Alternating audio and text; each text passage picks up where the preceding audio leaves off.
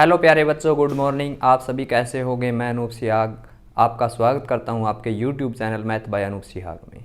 आज के हम लेक्चर में एक नए कोर्स की नए टॉपिक की शुरुआत करने जा रहे हैं जो हमारे पास होगा इंटीग्रेशन।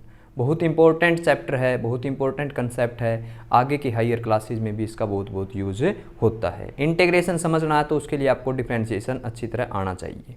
ठीक है, फार्मूले आपके अगर होंगे तो उससे भी आप इंटीग्रेशन कवर कर पाओगे। बेसिक सी नॉलेज हो डेरिवेटिव की, भाई डेरिवेटिव होता क्या है, उसके बाद इंटीग्रेशन समझ पाएंगे। हमारे कोर्स की शुरुआत करें उससे पहले मैं सिंपल डिफरेंशिएशन के फार्मूले लिखूंगा। उन्हें डिफरेंशिएशन से धीरे धीरे हम क्या समझेंगे, इंटीग्रेशन। डिफरेंशिएशन और इंटीग्रेशन एक दूसरे के अपोजिट हैं, विरोधी है। अगर हमें एक की बातें समझ में आती है, जिस तरह डिफरेंशिएशन की नॉलेज है और इंटीग्रेशन क्या है उसका अपोजिट है, तो डिफरेंशिएशन वाली ही बातों का तो क्या करना होगा, हमें अपोज करना होगा, अपोजिशन में चलेंगे उनके। तो देखिए, जैसे आपके पास x का डेरिवेटिव क्या होता था, सिंपल बात करें बेटा, डी बाई डी एक्स का डेरिवेटिव क्या आता था 1। x का डिफरेंशिएशन क्या आता था 1। उल्टा बोलो बेटा, 1 का इंटीग्रेशन क्या आएगा। अब देखो, x का डिफरेंशिएशन, x का डेरिवेटिव किया तो कितना आया, 1 आया। अब मैं अगर इस 1 का इंटीग्रेशन करूंगा तो आपके पास क्या आएगा, x आएगा। तो अब ये कैसे लिखना होता है, देखो, इंटीग्रेशन बोथ साइड। अगर मैं इसके ऊपर इंटीग्रेशन बोथ साइड अप्लाई कर देता हूं, ये जो सिंबल है बेटा ये किसका है, इंटीग्रेशन का है। क्योंकि आज से पहले आप पढ़ चुके होंगे, फिजिक्स में बहुत सारी डेरिवेशनों में इसका यूज किया जाता है। +1 में भी आप पढ़ने लग जाते हो। छोटा सा एक पार्ट लिया dx, फिर सारे पार्ट को जोड़ने के काम क्या आता है, इंटीग्रेशन काम आता है। फिजिक्स की हम थोड़ी सी भाषा का भी प्रयोग करेंगे। इंटीग्रेशन बोथ साइड अप्लाई कर दिया तो देखिए, जो dx है, d बाई डी एक्स है, जो ये d बाई डी एक्स होता है, ये रिजल्ट बेटा कितना हो जाता है आपके पास, 1 हो जाता है। क्योंकि इंटीग्रेशन और डिफरेंशिएशन दोनों एक दूसरे के क्या है, अपोजिट है। तो यहाँ पर क्या बचता है आपके पास, x बचता है, और इंटीग्रेशन में 1 का होगा तो 1 का इंटीग्रेशन क्या पढ़ेंगे हम, x पढ़ेंगे। तो 1 का इंटीग्रेशन बेटा क्या आएगा, x। लेकिन इंटीग्रेशन में कोई भी फंक्शन है उस हर किसी के साथ यहाँ पर dx होता है, इनटू में क्या होता है, dx। क्योंकि जो अकेला ये d है ना, ये d भी किसको डिनोट करता है, डिफरेंशिएशन को। और ये वाला जो dx है ये यहाँ पे चला जाता हर किसी क्वेश्चन में। ये डिफरेंशिएशन यहाँ बच गया। तो 1 इंटू डी एक्स का इंटीग्रेशन बेटा अब हमने क्या पढ़ना है, x पढ़ना। वो तो नॉर्मल समझाया था आपको याद रखने के लिए कि 1 का इंटीग्रेशन क्या होगा, x। क्योंकि x का डेरिवेटिव 1, तो 1 का इंटीग्रेशन बेटा x। तो यहां पर भी dx आएगा, 1 इंटू डी एक्स क्या होगा आपके पास, x होगा। सबसे सिंपल कंसेप्ट यही है। अच्छा, एक आपने देखो ये सुना होगा फिजिक्स में, जब भी कोई डेरिवेशन में यूज किया होगा, किसी भी कांस्टेंट का डेरिवेटिव क्या हो जाता है, 0। फिर आपने जैसे एक्स स्क्वायर का इंटीग्रेशन किया है, एक्स का ही किया है, एक्स का इंटीग्रेशन बताओ अगर आपको फिजिक्स में थोड़ी बहुत नॉलेज है, क्योंकि अलजेब्रिक फंक्शन है बेटा। ये क्या होते हैं, इसका मीनिंग होता है डिफरेंशिएशन तो ये कहता है पावर में से एक कम होगा। डिफरेंशिएशन तो क्या कहता है, पावर में से एक कम, पावर आगे पावर में से एक कम। अब इसका अपोजिट क्या होगा, कम का अपोजिट क्या होता है बेटा, ज्यादा। तो इंटीग्रेशन क्या बोलेगा, पावर में एक ज्यादा करेंगे। जैसे अगर मैं बात करूं एक्स स्क्वायर का, मैं डेरिवेटिव समझाऊं आपको, पावर आगे पावर में से एक कम। ठीक है, देखो पावर आगे हम लिख लेते हैं अपनी नॉर्मल भाषा में, पावर आगे मल्टीप्लाई में, पावर आगे इनटू में पावर में से एक कम, पावर में से एक कम, जो नॉर्मल हमने बोला एक कम। इसका अपोजिट पढ़िए, कम का अपोजिट ज्यादा, आगे का मतलब जो मल्टीप्लाई में आया है, मल्टीप्लाई का उल्टा क्या होगा, डिवाइड। जब भी हम किसी एल्जेब्रिक फंक्शन का इंटीग्रेशन करेंगे तो वो इसका अपोजिट बोलेगा, वो कहेगा पावर में एक ज्यादा करेंगे। यहां पर मल्टीप्लाई कहते थे, आगे का मतलब क्या है, जो ये आगे आया बेटा ये मल्टीप्लाई में ही तो बैठा है। तो मल्टीप्लाई का उल्टा क्या होता है, डिवाइड। तो यहां पर जो मैं x का इंटीग्रेशन लिखूंगा x की पावर में एक बढ़ जाएगा, और जो पावर बढ़ने के बाद हो गई 1 और 1 2, उसी से क्या कर देते हैं डिवाइड, और प्लस में हर जगह क्या लिखते हैं c। ये c क्या होता है, फिजिक्स में ये पढ़ते हैं कि इंटीग्रेशन कांस्टेंट है, कि भाई प्लस में c आएगा ही आएगा। अब बात ये हो जाती है बेटा c क्यों लिखा भाई, c a नहीं लिखा, b नहीं लिखा, f नहीं लिखा, ये c है जो कांस्टेंट वर्ड होता है ना, उस कांस्टेंट का c उठाया सिंबल के लिए। जिस तरह कैलकुलेटर में होता है, आपने देखा होगा भाई माइनस है, प्लस है, प्रोडक्ट है, यहाँ पे एक c लिखा होता है। उस c का मीनिंग पता क्या होता है, c का मतलब होता है कैंसल। उस c का मीनिंग क्या होता है, कैंसल। उस कैंसल के c को उठा लेते हैं। उसी तरह कांस्टेंट के c को उठाया, यहाँ पे ये c लिखा, मतलब कोई कांस्टेंट है। इस c का मतलब क्या होता है, कोई भी कांस्टेंट, वो a भी बन सकता है, b भी बन सकता है, c भी बन सकता है, 2 भी बन सकता है, 3 भी बन सकता है, 5 भी बन सकता है। तो ये c आया कहां से, हम इसकी बात करेंगे बेटा, ये c कहां से आया, क्यों लिखना पड़ता है ये c। ठीक है, तो फिर पीछे जाना पड़ेगा, बैक। इंटीग्रेशन का बैक क्या है, डिफरेंशिएशन। दो ही टीमें हैं, अपोजिट है, एक इंटीग्रेशन की और एक किसकी, डिफरेंशिएशन की। इंटीग्रेशन को समझना तो डिफरेंशिएशन में जाना पड़ेगा, और डिफरेंशिएशन की कुछ बातें समझनी तो इंटीग्रेशन में जाना पड़ता है। लेकिन पहले डिफरेंशिएशन आता है, उसके बाद इंटीग्रेशन आता है। डिफरेंशिएशन का मतलब होता है किसी चीज में थोड़ा सा चेंज। इंटीग्रेशन क्या कहता हूं, छोटे छोटे चेंजेस को जोड़कर पूरे की हम परिभाषा दे सकते हैं। तो देखिए, जैसे अगर मैं बात करूं x² प्लस 2 का यहां पर मैं डिफरेंशिएशन करूंगा, क्योंकि आज के लेक्चर में हम बिल्कुल छोटी छोटी बातें ही पढ़ेंगे। ऐसा कोई कुछ नहीं होगा कि हम एक्सरसाइज स्टार्ट कर पाएं। आज के लेक्चर में सिर्फ यही समझेंगे कि डिफरेंशिएशन और इंटीग्रेशन का मीनिंग आपस में क्या है। डेरिवेटिव करें बेटा, आपने अच्छी तरह आता होगा अगर साथ के साथ आप पढ़ रहे हो। x² का डिफरेंशिएशन क्या हो जाएगा, 2x, और प्लस में 2 का क्या हो जाएगा, 0। 0 हम लिखते नहीं, ओनली 2x हमारा आंसर आ जाता है। ये था डिफरेंशिएशन। क्या था बेटा, ये डिफरेंशिएशन। अब हम क्या पढ़ेंगे, इंटीग्रेशन पढ़ेंगे। हमें इंटीग्रेशन में क्या करना है, जैसे मैं यहां लिख देता हूं x² का डेरिवेटिव क्या होगा बेटा, 2x, और 2 का क्या होगा, 0, और इसको हम 2x ही लिख लेते हैं। इसका अपोजिट करना, अब अपोजिट करना है तो बेटा इंटीग्रेशन बोथ साइड अप्लाई करना पड़ता है। हम इसका इंटीग्रेशन करना चाहते हैं। अब कोई कह दे आप इसका इंटीग्रेशन कीजिए, तो ये dx यहाँ पे आ जाएगा, क्योंकि जो d/dx होता है ना, ये यहाँ पे उठ के आता है बेटा। मतलब d/dx, मैं इस फंक्शन को fx नाम दे देता हूँ, और मेरे पास 2x है, ये यहाँ चला जाता है। ये dx हर किसी क्वेश्चन में यहाँ पे चला जाता। जितने भी आप इंटीग्रेशन के क्वेश्चन देखोगे ना बेटा, हर किसी में यहाँ पर क्या मिलेगा आपको, dx मिलेगा। ठीक है, जब इंटीग्रेशन बोथ साइड अप्लाई करते हैं तो वो वापस फंक्शन आ जाता है। मतलब वो क्या थी टर्म, अब हम ये बता देंगे ये जो डेरिवेटिव आया ये किसका आया। तो देखिए 2 तो कांस्टेंट है, सेम रहेगा। x का बताइए बेटा, अभी मैंने आपको समझाया ना, x का डिफरेंशिएशन पावर कम करने के लिए कहता है और मल्टीप्लाई के लिए कहता है। और इंटीग्रेशन बेटा कम का मीनिंग, कम का अपोजिट ज्यादा, मल्टीप्लाई का अपोजिट डिवाइड। इंटीग्रेशन कहता है पावर में एक बढ़ा दीजिए, जो पावर बढ़ने के बाद आपको शो होती है वही डिवाइड में कर दीजिए। ठीक है, तो हमारा आंसर x² आना चाहिए था। क्या आना चाहिए था, x²। वापिस चल रहे इसी बात से, ये 2 कहां गायब हो गया, ये 2 तो नहीं आया। हमें क्या पता, किसी में 2 था, किसी में 3 था, किसी में 5 था, किसी में 7 था।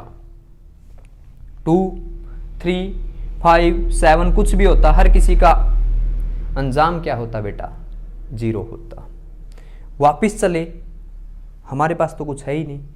तो ये कहता है कि डिफरेंशिएशन में जो हर कोई कांस्टेंट था उसका डेरिवेटिव 0 हो जाता है, और हर किसी टर्म के पास प्लस में 0 होती है, और 0 के नाम का बेटा इंटीग्रेशन क्या होता है, एक कांस्टेंट। क्योंकि अपोजिट है, पहले डिफरेंशिएशन आया उसके बाद इंटीग्रेशन आया। डिफरेंशिएशन ये कहता है कि हम सभी कांस्टेंट का डेरिवेटिव 0 कर देते हैं। अब उस क्वेश्चन को जब सोल्व करने लगे, अब हर किसी में ऐसे थोड़े आंसर लिखते हैं हम, 2x प्लस 0, 0 तो होता है प्लस में, किसी के भी साथ आ सकता है। इंटीग्रेशन जब करेंगे तो उसके पास बेटा प्लस में जो 0 थी, लेकिन वो क्वेश्चन में नहीं शो की जाती, एक्चुअल में वो आई थी किसकी वजह से, डिफरेंशिएशन की वजह से।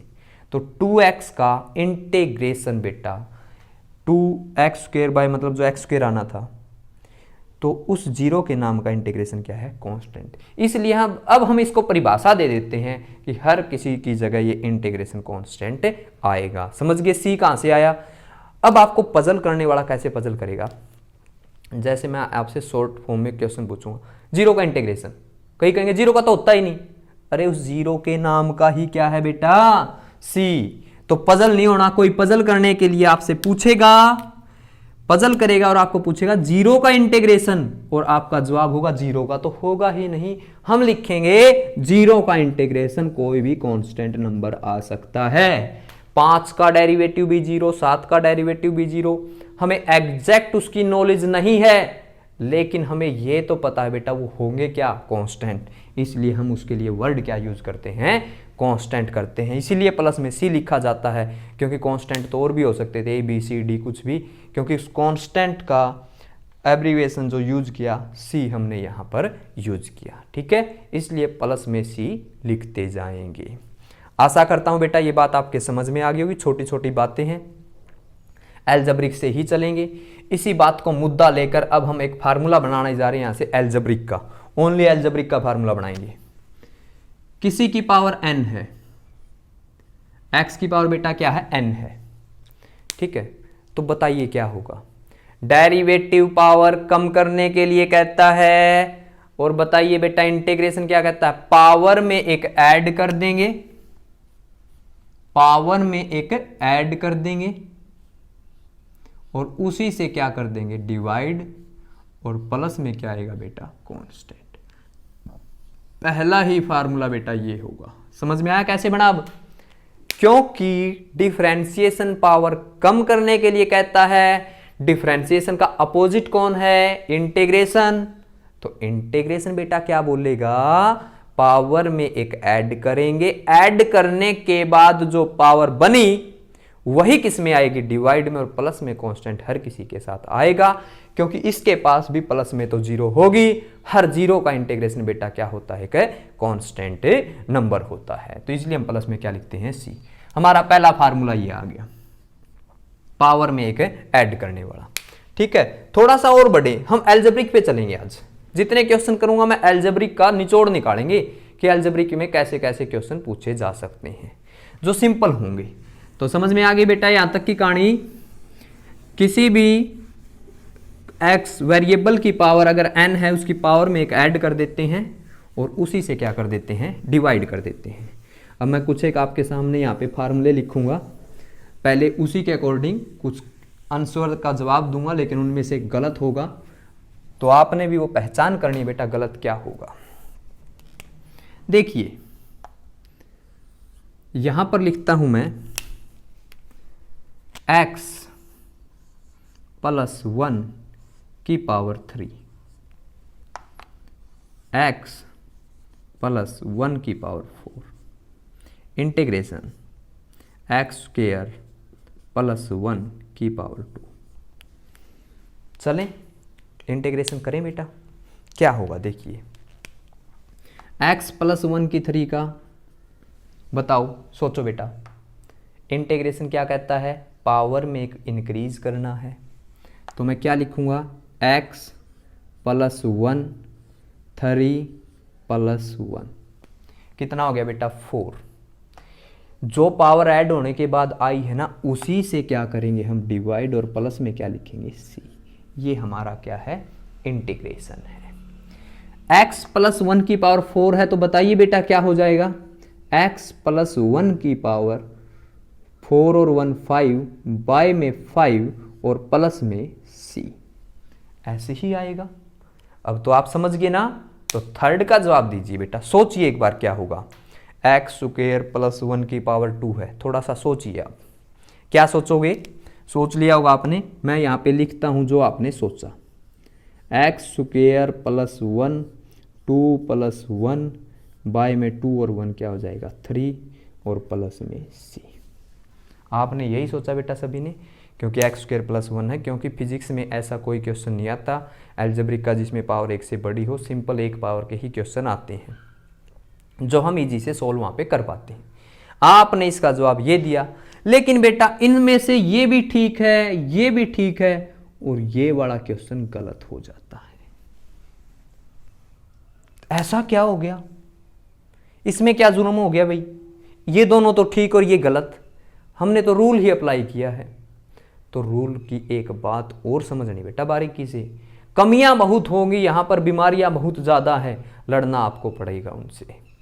एक बीमारी, अब पहली बीमारी आ जाती है इंटीग्रेशन में, जब भी कोई लीनियर की पावर है तभी हम उसमें ऐड करेंगे। लीनियर इक्वेशन है, ये कैसी इक्वेशन है बेटा? लीनियर। ये कैसी इक्वेशन है? लीनियर। ये कैसी है? क्यूआरडिक। क्यूआरडिक में हम ऐड नहीं करेंगे। सिंपल भाषा में हम इसको जवाब दें, जो भी फंक्शन पावर के नीचे होता है, जो भी फंक्शन पावर के नीचे होता है उसका डेरिवेटिव मन में करेंगे कांस्टेंट होना चाहिए, उसी में पावर ऐड होगी, अदरवाइज किसी में पावर ऐड नहीं होगी। समझे?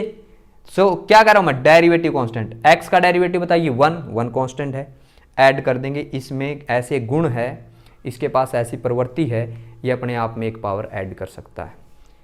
लीनियर इक्वेशन भी है, अरे सीधी बात यही तो ही, लीनियर इक्वेशन का डिफरेंशिएशन ही कांस्टेंट आएगा, क्यूआरडिक का कभी आएगा ही नहीं, है ना?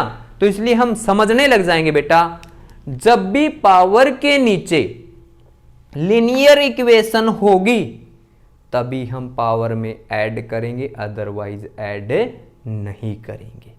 सिंपल भाषा में आपने यही वर्डिंग ध्यान रखनी है। तो आशा करता हूं बेटा आप ऐसी गलती नहीं करोगे। अब सवाल ये उठने लग गया, फिर इसको कैसे सोल्व करेंगे? ठीक है, इसको सोल्व बेटा देखिए, अगर आपके पास जो टर्म होगी उसमें इतनी ही पावर होगी कि आप इजी से उसका फार्मूला ओपन कर पाओ +2 के बेस तक। तो पहले हम इसका फार्मूला ओपन करेंगे बेटा, एक्स स्क्वायर एक्स की 4 + 1 + 2x²। ठीक है, और इंटीग्रेशन पूरे के बाहर है, छोटी छोटी टर्में बट गई, एक्स की 4 का एक्स की 5/5, 1 का x, पहला ही क्वेश्चन का जवाब यही था, 1 का इंटीग्रेशन x, क्योंकि कई बच्चे यहां पे करते हैं, यहां पहुंचने के बाद 1 का 0 कर देते हैं, वो बेटा डिफरेंशिएशन होता है, ये बात बहुत इंपॉर्टेंट है। 1 का क्या होगा x, 2 कांस्टेंट है, यहां पर कांस्टेंट को सेम रखा जाता है, अगर अकेला हो तो x आ जाएगा, अदरवाइज कांस्टेंट मल्टीप्लाई में ही चलेगा डिफरेंशिएशन की तरह। x² बैठा है, इसकी पावर 3 बाय में 3 और प्लस में क्या आएगा c। इसका इंटीग्रेशन बेटा ऐसे होगा। अलजेब्रिक का समझ में आया? अलजेब्रिक में अब एक फॉर्मेशन और लिखता हूं बेटा मैं, जैसे 2x + 1 की पावर 3। ठीक है, 2x + 1 की पावर 3। इसका देखिए बेटा, 2 ही लिख लेते हैं एक बार छोटी सी पावर के लिए। कोई इसको स्क्वायर ओपन करके करे तब भी सही है उसका जवाब, लेकिन डायरेक्ट ही हो जाता है। तो बताइए बेटा, अलजेब्रिक इक्वेशन है, लीनियर इक्वेशन है साथ में, क्यूआरडिक को डायरेक्ट सोल्व नहीं कर सकते, लीनियर को सोल्व कर सकते हैं। क्यों हम जोखिम उठाएं, क्यों इसको इतना लेंथी करें? हमें डायरेक्ट ही पता है ये इक्वेशन कैसी है, लीनियर। तो इसको बेटा मैं क्या लिखूंगा बताओ, 2x + 1 2 + 1 बाय में 2 + 1 कितना हो जाएगा 3 और प्लस में c। ठीक है, और मैंने ये कहा था पावर में एक ऐड उन्हीं की किया जाएगा बेटा जो लीनियर इक्वेशन होगी। लीनियर इक्वेशन का डेरिवेटिव हमेशा क्या होता है? कांस्टेंट होता है। इसका डेरिवेटिव 1 था, इसका डेरिवेटिव 1 था, इसका डेरिवेटिव बेटा कितना है बताइए? इसका डेरिवेटिव कितना है? 2। वहां पर आप डिफरेंशिएशन में जाओ, वहां पर क्या होता? पावर आगे, पावर में से 1 कम, फिर पावर के नीचे वाली टर्म का क्या करते थे? डिफरेंशिएशन। और वो डिफरेंशिएशन बेटा किस में लिखते थे? मल्टीप्लाई में। जैसे अगर मैं यहां पे इसी का डिफरेंशिएशन करूं, ये छोटी छोटी बातें हैं, धीरे धीरे समझ में आएगी बेटा। इसका मैं डिफरेंशिएशन करता हूं तो क्या होता, पावर आगे, पावर में से एक कम, एक रहेगी, फिर क्या करते थे बताओ, सोचो बेटा, पावर के नीचे वाली टर्म का डेरिवेटिव क्या है बेटा, 2x प्लस 1, 2x का डेरिवेटिव क्या होगा 2। ये कौन है, ये कौन है, फंक्शन का डेरिवेटिव है, फंक्शंस डेरिवेटिव, फंक्शंस डेरिवेटिव, ये है फंक्शन का डेरिवेटिव। ये तो कौन कहता है बेटा, डिफरेंशिएशन। इंटीग्रेशन ने चलना इसका अपोजिट है।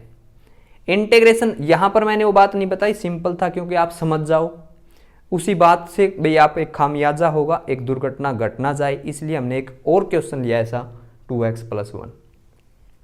इन दोनों के भी फार्मूले वो भी मैं बना दूंगा वहां पे क्या क्या हो गए। तो देखिए बेटा,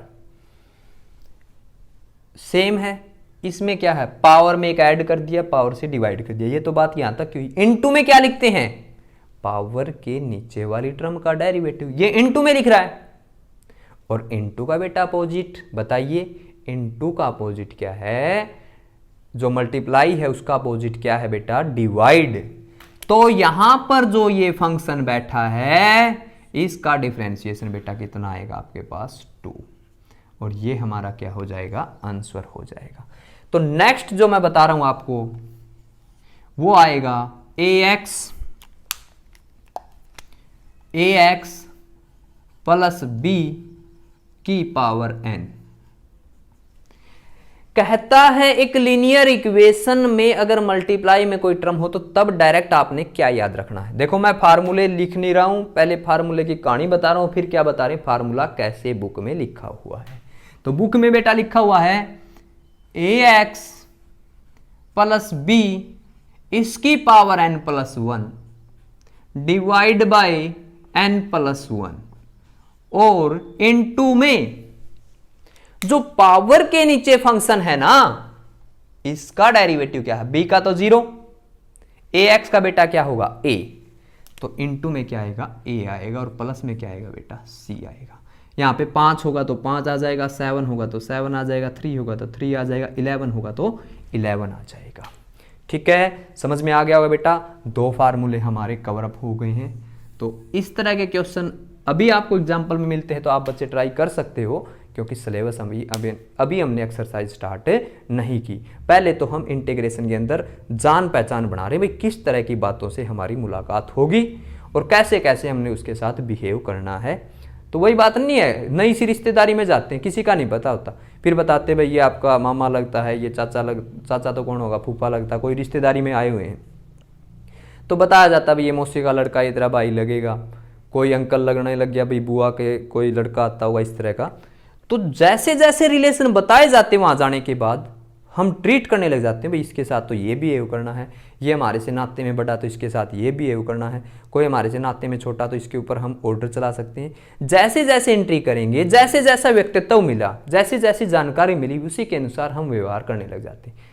वही तो यहां पर है बेटा, जैसी जैसी इक्वेशन मिलेगी वैसा वैसा उनके साथ व्यवहार कर लेंगे, और वो व्यवहार बेटा आपने याद रखना पड़ेगा। बस ये है इंटीग्रेशन की कहानी। ठीक है, मतलब बहुत बड़ी रिश्तेदारी है। जब किसी के 6-7 भाई हो, उनकी 6-7 बहनें हो, उनकी रिश्तेदारियां इकट्ठी हो जाए तो उन बातों को समझना थोड़ा सा मुश्किल हो जाता है। लेकिन जिसको बेटा धीरे धीरे समझेंगे तो उन बातों में कुछ भी नहीं है, हम नॉर्मल अपने रिश्तेदारी के हिसाब से उन बातों को समझेंगे। तो ये वही रिश्तेदारी बेटा, अकेले की पावर आए तो डायरेक्ट जोड़ देंगे, किसी अलजेब्रिक इक्वेशन है तो उसमें भी पावर जोड़ेंगे, लेकिन इसमें जो ये है ना इसका अलग से इनटू में आएगा। ठीक है, तो पावर आगे, पावर में से एक कम, ये तो रूल था बेटा डिफरेंशिएशन का, और इसमें है पावर एक ऐड करने का। तो ये समझ में आ गया। अलजेब्रिक के दो ही फार्मूले बनेंगे। अगर ये क्वाड्रेटिक इक्वेशन होती है तो बेटा और कोई रास्ता नहीं है, सोल्व ही करना पड़ेगा, उसका स्क्वायर ओपन करना पड़ेगा, क्यूबिक है तो क्यूब ओपन करना पड़ेगा। ठीक है, थोड़ी से आगे बढ़े, कुछ क्वेश्चन ऐसे होते हैं डिवाइड में आ जाते हैं। मैं लिख देता हूं x² +1 का होल स्क्वायर बाय में एक्स, डिवाइड में आ जाते हैं ऐसे।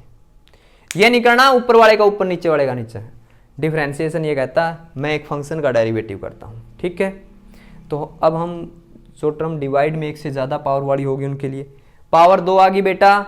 अगर ये ऐसे भी होता ना x+1 की पावर 2, 3 नहीं करेंगे। 3 कब करना है?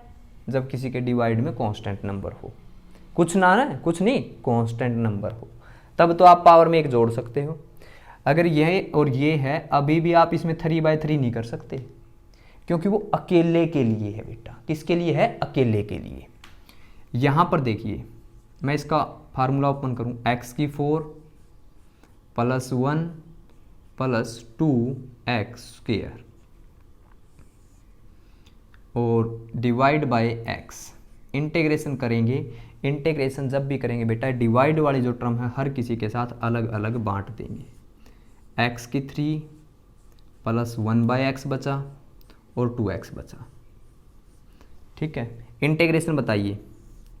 x³ का तो बता सकते हैं ना बेटा, एक वाला तो हम बता सकते हैं ना। बताइए क्या होगा? शाबाश। x³ का x⁴/4 1/x का, ये सोचो बेटा 1/x का, तब तक मैं अगला लिख देता हूँ। 2x का x² 2 + c लिख दिया मैंने, ये कर दिया, इसमें पावर एक ऐड कर दी, +c कर दिया। 1/x का सोचिए बेटा, 1/x का क्या होगा? 1/x का क्या होगा? आपने ये 1/x टर्म आज से पहले कहीं आई है? सदियों पहले की बात है, सदियों पहले की बात है 1/x आया था। क्या आया था 1/x? थोड़ा सा बैक में चलें। log x का डेरिवेटिव क्या होता है बेटा? 1/x। लोगरिथमिक x का डेरिवेटिव क्या होता है? 1/x। अपोजिट ही तो क्या है? इंटीग्रेशन। 1/x का इंटीग्रेशन क्या हो जाएगा? log x, ठीक है।